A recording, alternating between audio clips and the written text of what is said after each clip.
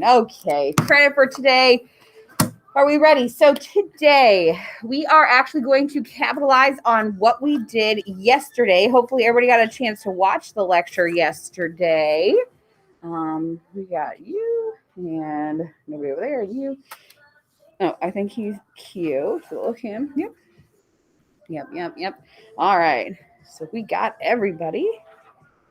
All right. So you want to get out your notes wherever you're keeping your notes. You also today want your periodic table and your polyatomic ion sheet. You're officially going to start using that today. Like I've been saying, personally, paperclip mine to the back, but it looks like just that nice white piece of paper with all the elements listed on it that you're like, what is that? We'll talk about that officially today. All right. So the biggest thing is we are going to write some notes down, so make sure you have that. Before we jump into those notes, though, I would like to take a moment and make sure that everybody knows what they're doing from yesterday, okay? You do have your quiz on, where did that go? I have that too. Aha! There's my agenda I was going to do today. All right. So I have written down who did not do the lecture questions from yesterday. It's too late at this point, but if you did not do yesterday's lecture questions or lecture, it is imperative that you do that because it is on the quiz on Friday. We will do participation points today, okay? And then we'll talk about Friday's quiz. It is open from 7:30 until 1:30. It is 13 questions and 30 points. It's going to talk about bonds, which is what we learned on Monday. It's going to talk about ionic bonds, which we learned about yesterday. And then it's going to be all about naming, which is binary naming, which we did yesterday on the video, and polyatomic naming, which we're going to do today. Okay. Tomorrow we have a lab, so those of you at home do not need to participate tomorrow. And then the quiz is on Friday. Perfect. So that's kind of where we're headed here. So let's see who made sure that they watched the video yesterday. Remember, we said an ionic bond is when you take a metal and a non-metal and they come together, they transfer electrons, and then they're stuck together like magnets. Okay. So a couple things you might remember: metal, non-metal, and they come together. Now, in order to do this, though, you have to know their charge. So you're taking a look at your periodic table as soon as you're ever naming or doing anything, and you look up magnesium has a +2, bromine has a -1, and then now you know how they will react. We were trying to see if we couldn't get you to kind of give us this visual information on the quiz. There's only one question on the quiz that kind of asks this. It's weak. It's like, how many of each do you need? If I had one magnesium with a +2 and one bromine with a -1, would that be neutral? No. So in order to have magnesium be overall neutral, I actually need 2 bromines. Okay. Again, they're asking that students understand conceptually some things that are going on. So we're going to have you do a little bit of drawing this unit. People either love it or hate it. So anyways, if you can show me that one magnesium reacts with 2 bromines, then you should be able to go ahead and write formula MgBr2 for me. Remember, the subscript talks about whatever it is attached to. So you write it. Subscript means below and after whatever you want 2 of. Okay.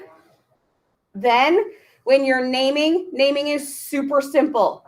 For the cation or the metal, +1, always goes first. So this is magnesium.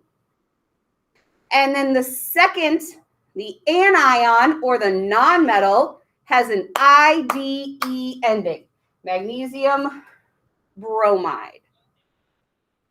Okay, and if you forget all the letter or all the ones that we said, because you didn't have a chance to watch, remember: chloride, oxide, fluoride, sulfide, bromide, nitride, phosphide, iodide, carbide. You add an IDE ending to those anions or those nonmetals when you are writing them in a formula. Okay. Perfect. So what I want to do is I actually want to give a second or two and walk around and make sure that everybody's feeling swell and that they can actually do a few of these. On the back, it's going to just end up saying, name it. Again, when you're naming it, it's super simple. When you name it, you just write calcium, and chlorine has an ID ending, chloride. Really no thinking when you're naming. However, whenever you are writing a formula, it has to be neutral. Students like, all of a sudden forget. Sodium is a +1.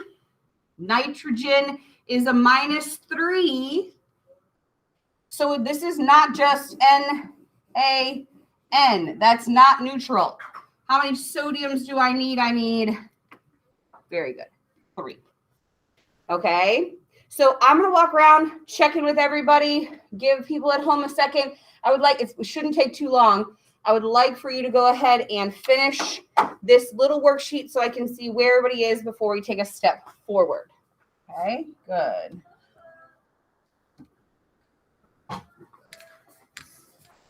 Any questions from your show? How do you do it? Good.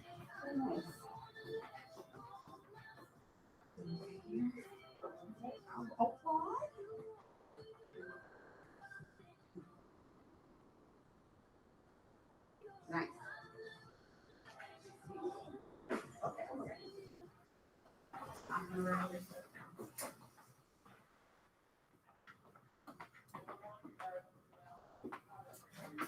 Does anybody at home have any questions on how to do this binary naming before we move into polyatomic? Anybody at home?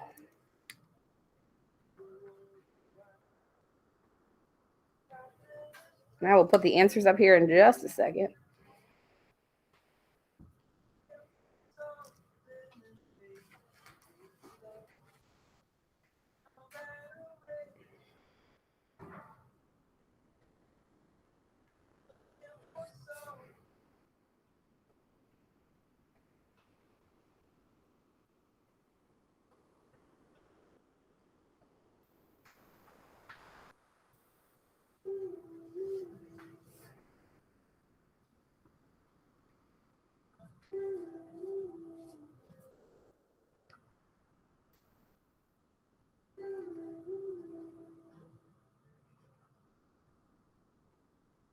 All right. I will officially take attendance at the end of the period just in case anybody slips in here, but let's get going over this and then we can get into the next thing and we can be good. All right, half of this is covered and I don't know why. All righty, here we go. The key is also in the folder. For the next one, you have to have 2 potassiums for every 1 oxygen. K2O, that's potassium oxide. For the next one, beryllium is a +3, phosphorus is a, +2, -3. They both can go into 6. So in order to get +6, I need 3 berylliums, and also to get -6, I need 2 phosphorus. So that's going to be Be3P2. That's beryllium phosphide. Okay, awesome. Then, like I said, we have calcium chloride, hydrogen phosphide, strontium sulfide, and aluminum iodide. And then to write your neutral formulas, +1, -3, like I said, Na3N. Aluminum's a +3, bromine is a -1, so that'd be AlBr3. Calcium's a +2, fluorine's a -1, so we're talking CaF2, +2, -3, get them to both be 6, Mg3P2. Okay, that was super simple. That's why I kind of gave that to you on a day where you could just watch a lecture video and you're good to go. What we're going to do today is a little bit more challenging. Ionic bonds, notes number 2. This will absolutely be on your quiz on Friday. Okay. All right. So I just want you to take, oh heavens, I didn't get rid. I have to do something. You're not allowed to see those names from the beginning. Oh, where's my marker? All right. So we are going to get into what we call polyatomic naming. And we'll define polyatomic in 2 seconds. And whoop, all right. Much better. All right, so what we got here is a couple names of some, or you see some chemicals up here, some compounds, if you will. What I'm going to do, don't write them down. I just want you to look and see, is I'm going to name them for you. This one, you probably can recognize, is calcium fluoride. Okay. This one we just did on our bell work, sodium nitride, IDE ending, because that comes off the periodic table. Here, barium chloride. Easy, right? Let's take a look at this one. K, C, and N. Well, I don't see an easy place to split that. Let's take a look.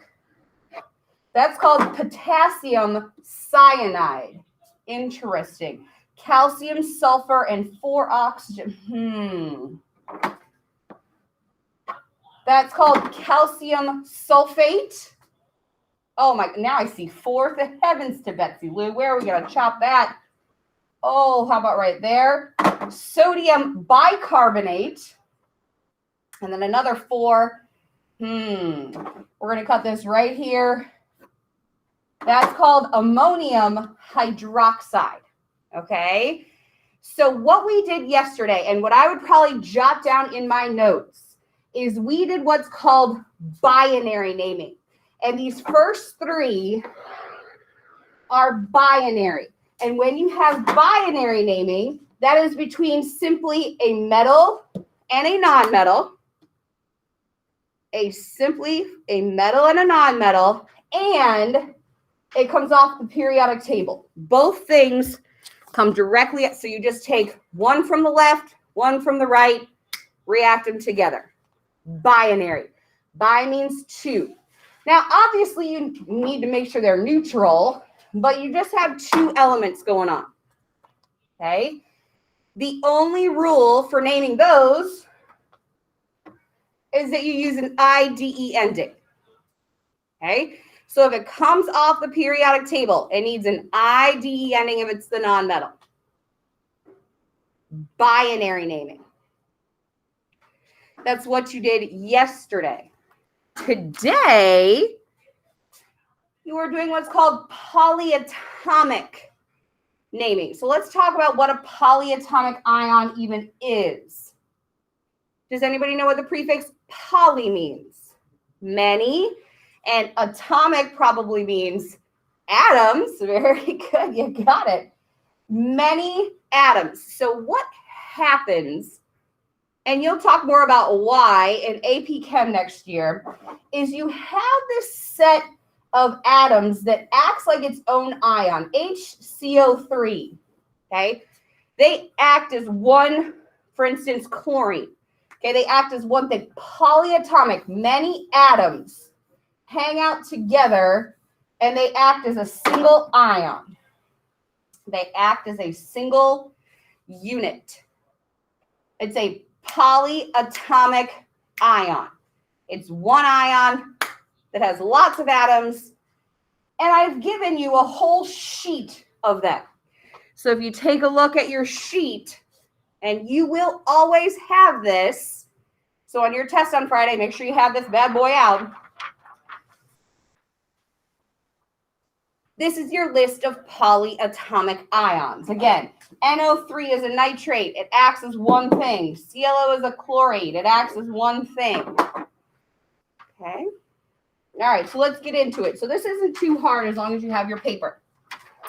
One thing I do like to point out, because everybody forgets, there is only, remember, cations are positive, so they go first. Okay, people always forget to look here. Say, look here. People always forget this poor little guy. Ammonium is the only positive ion that we have. So sometimes people forget that he is even there because there's so much white space. These are your anions, and they go second.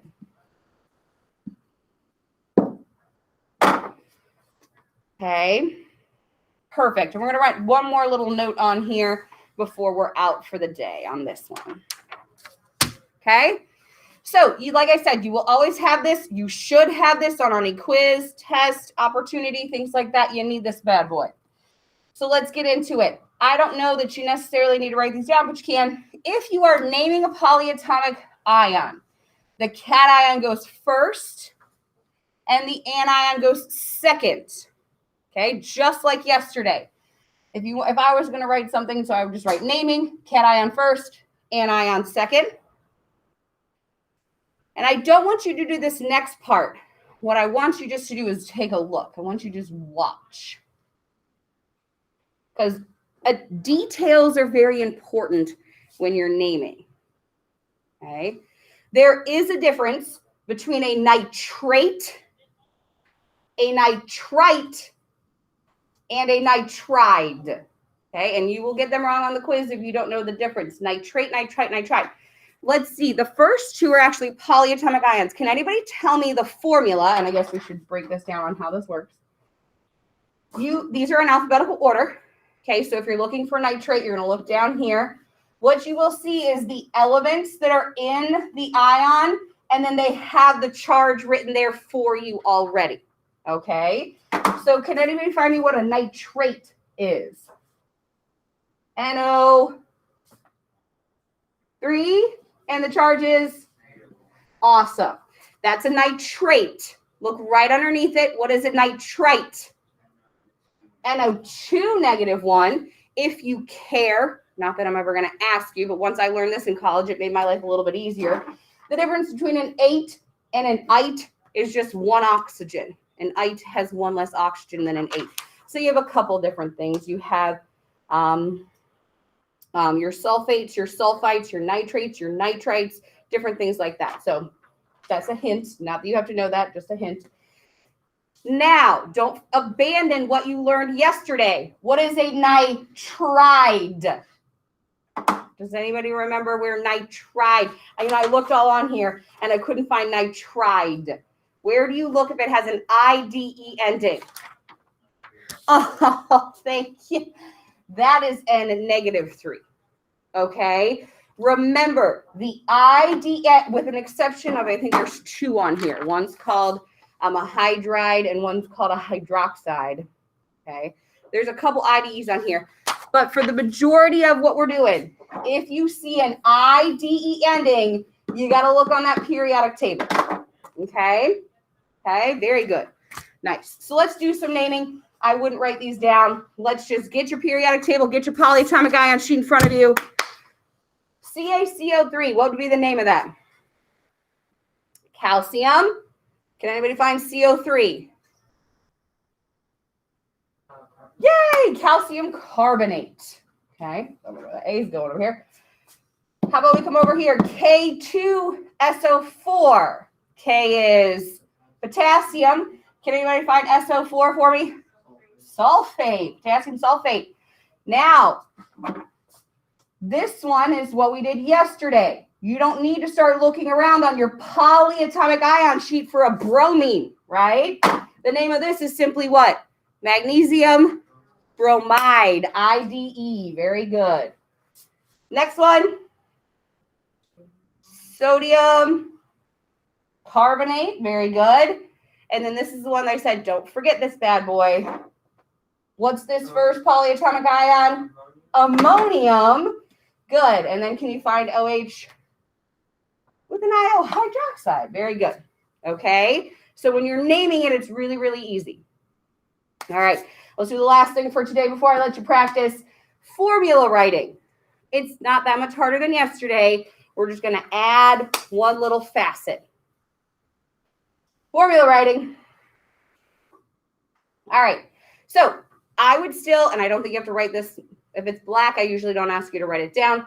But you do still want to label the charges of the ions so you can make sure everything's neutral. Number one, your overall charge still has to be neutral. Whenever you write a formula, it has to be neutral. Okay. Now, the only problem that we have is we have things like this, like hydroxide, OH, it's a -1, right? If I want two hydroxides and I simply put a little 2 right here, is that 2 hydrogens or is that 2 hydroxides? That's only going to give me 2 hydrogens. What about if you have like a sulfate, SO4? What if you want 2 of them? You're like, do I put another cell? No. Okay. What we're going to introduce are called parentheses. If you need more than one polyatomic ion, you have to use parentheses. And it only goes around polyatomic ions. So if you need more than one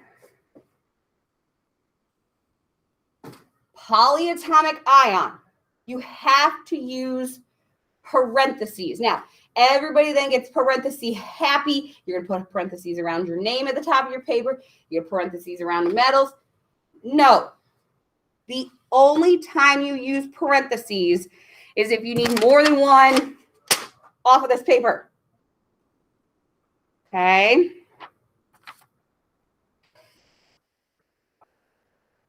Perfect. So if I wanted 2 hydroxides, I simply and you would never put that charge in there. If I need 2 sulfates, you got to start adding parentheses. So what I do on my sheet, I wrote, use parentheses if you need more than one. Just to remind myself. So you never put a parenthesis off of the periodic table, but you may put a parenthesis off of your polyatomic ion sheet. Okay? All right, let's just do some practices. Again, I wouldn't necessarily write these down. Let's just talk about them, and then I'll give you plenty of practice worksheets. First thing you're always going to do, you're going to look up the charge. Sodium off the periodic table is a +1. Can anybody find on their polyatomic ion sheet what the charge of a bicarbonate is? Good. How many do I need of each to be neutral? 1. So this is just NaHCO3. Okay, just write it as is. Potassium, +1. Chloride. Where am I looking for that charge? Chloride. Periodic table. Okay, you have to be able to do both simultaneously. So that's a binary one.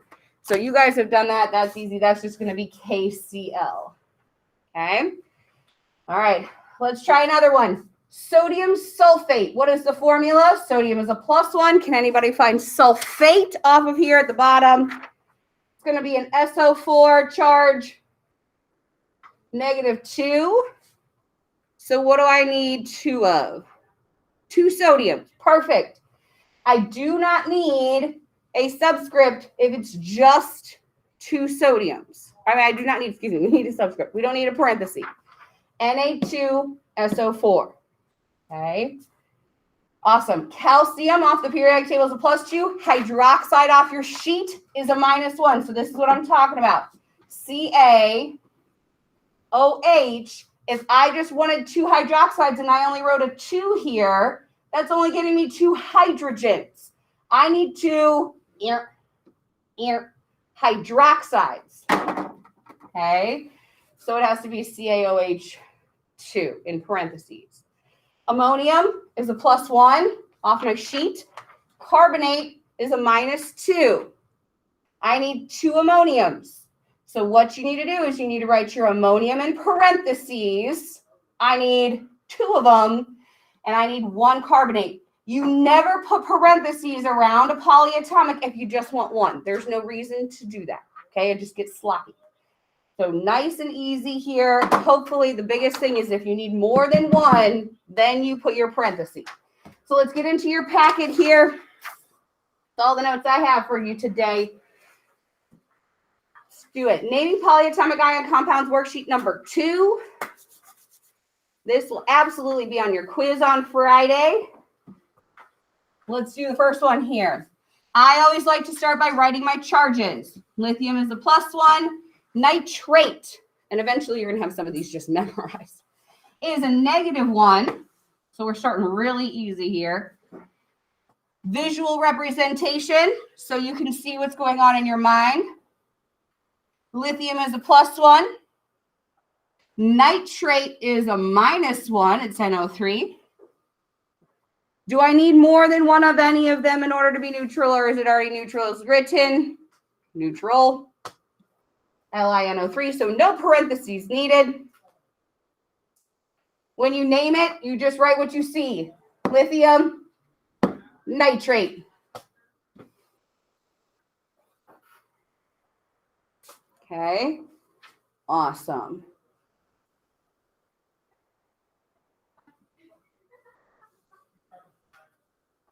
Cool. I want to try another one with you guys here. Again, I always go to write the charges in whenever I know I'm going to have to write a formula. I always go and just take a look at my charges. Boron is off the periodic table. His charge is +3. As soon as I see that it is a polyatomic ion, that means I'm going to look on here. OH, OH, OH. IO hydroxide. -1. Okay. So let's see what this is going to look like visually. 1 boron. 1, 2. I need 3 hydroxide. So I just want you, it might seem like a waste of time to you, but this is actually a higher level of understanding than if you can just write BOH3. Okay, the fact that you're seeing that there's 3 hydroxides reacting with that boron is a higher level of thinking. Okay, good. Then I'm going to write B in parentheses. I'm going to write OH, and I need 3 of them. If I only needed 1, there would be no parenthesis. If you need more than 1, parenthesis. Okay, you're going to run into a few where you got to get to 6 and all that kind of good stuff. So I'm not going to do all these on the front for you. On the back, naming again. Naming is always super simple. Barium sulfide. If it comes off the periodic table, IDE. Down here, make sure they are neutral. Okay. Potassium, +1, nitrate, -1. That one's not a good example. Okay. Magnesium, +2, bromate. I don't know that one off the top of my head. Bromate is -1. Okay. So you need to make sure that whenever you're writing a formula, these are neutral. Perfect. The key is in the Wednesday folder. Their participation points are also in the Wednesday folder. I'm going to give you guys the next 10 minutes to work on this worksheet. Make sure you can draw them. Make sure you can name them. Make sure you can give me the neutral formula of them. And I'm going to check with you guys at home. Hopefully everybody's feeling good. We have one more way to name. Okay, and that's going to be on Monday. It is the harder way to name. I do not do it in my regulars because it is very challenging. So make sure Monday live, learn how to do the stock system. It's going to be a good time.